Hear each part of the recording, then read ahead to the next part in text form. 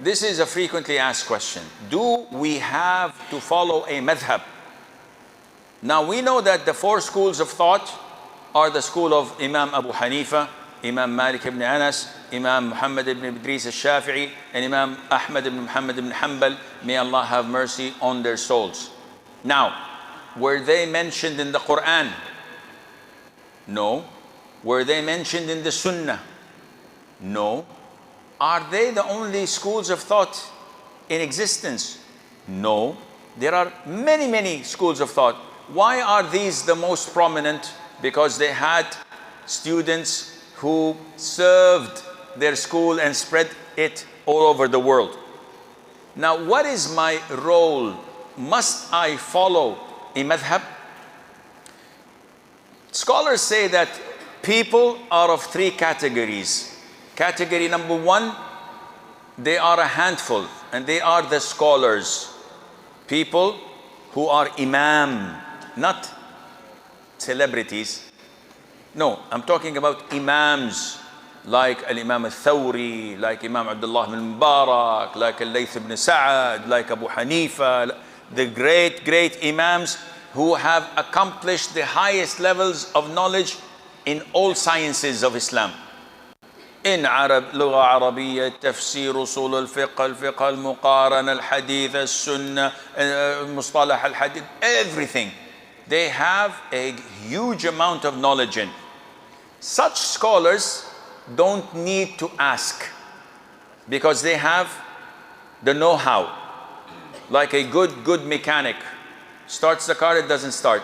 Pops the hood, plays around, it works. He knows what's going on because he has first-hand experience. The second layer is the layer of the students of knowledge, which, inshallah, I hope I am one of them. A very bad one, and a very lazy one, but he's still considered to be a student. What is the definition of a student of knowledge? Student of knowledge who knows Arabic, knows tafsir, knows fiqh, knows, but not as a scholar. So I reach a corner or a hurdle, then nope, this is above my pay grade. I have to go to the sheikh. Scholar, so-and-so, what's the ruling on this? He gives me a ruling. I say, okay, scholar so-and-so, what's the ruling on this? I look into the four schools of thought, I research, I cross-examine. With my knowledge, I can reach a conclusion. I said, no, Abu Hanifa is right. His opinion is the strongest. Imam Ahmad, Imam Malik, Imam Shafi'i, in this, their evidences are not as solid. Due to the following reason, 1, 2, 3, 4, I already have my research paper because I've done my due diligence. And I have the experience and the knowledge that enables me to do so.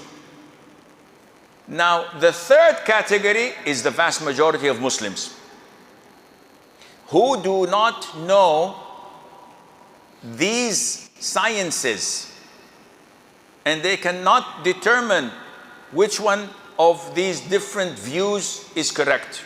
They can't. They don't have the ability. Now, me as a student of knowledge, or even a scholar, we're good at what we do.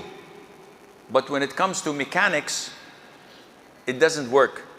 I remember in 1980, that is in the last century, this shows you how old I am. I was attending a physics class 101, and I hated it. I hate physics. And while I was commuting down the campus, I went to the registrar and I dropped this subject because I knew that I'm gonna fail big time. After dropping it, I was on my motorcycle. I saw the professor who was teaching us with his car in 1972 Plymouth, American car, popping the hood. And he was from Pakistan. And this is one of the reasons I left. I could not understand what he was teaching us. So, Salaam alaikum, Professor Ahmed, or whatever. What's happening? He said, I don't know, the car is not starting. So I said, okay, let me look into it. He said the gear is jammed. The gear, they had the gear in the top, manual. 1, 2, 3, 4. So I went, I had experience in mechanics at the time. I reached down and there was a lever and I did tick and it was released. So I said, try it. So, oh my jolly good, it works. So alhamdulillah, it works. He thanked me a lot. I said, now you thank me after I dropped my subject?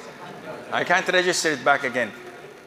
The issue is, he is a professor in quantum mechanics and physics and he's genius.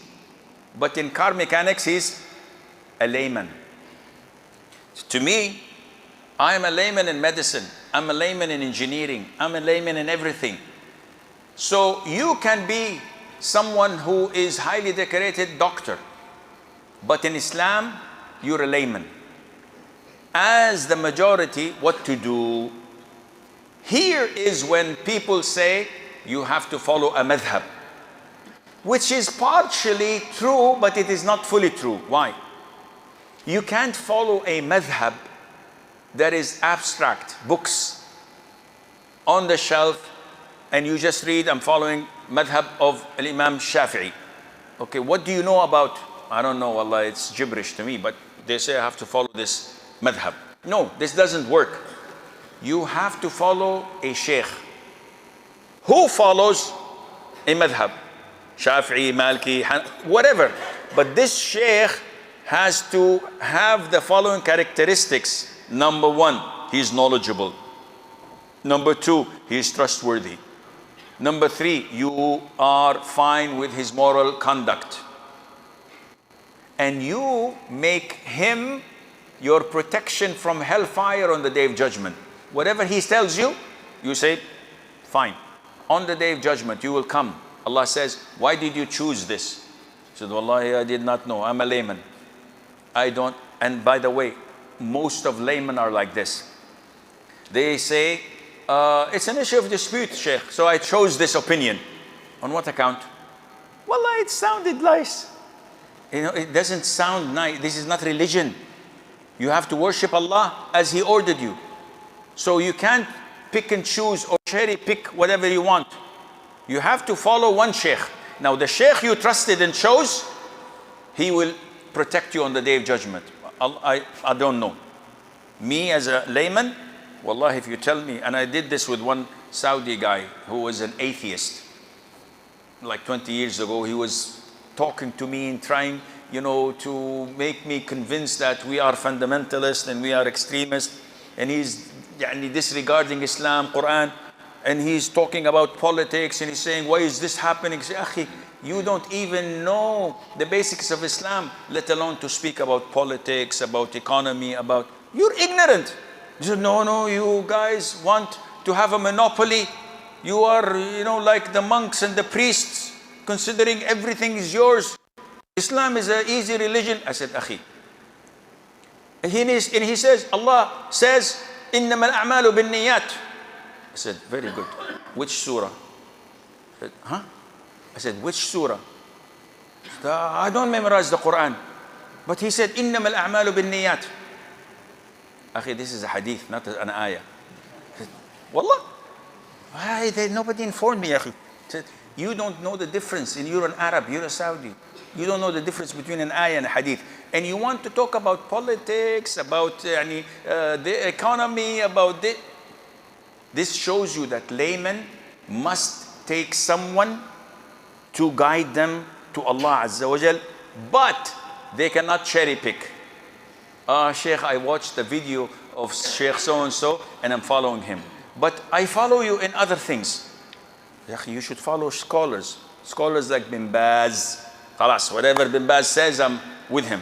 Bin Uthaymeen, alhamdulillah, Sheikh Bin Uthaymeen's books and fatawas are covering 95% of all what you need. You don't have to reinvent the wheel. But when you keep on choosing and selecting things you like and you dislike according to your whims and desires, this is when you are in deep, deep trouble, and Allah knows best.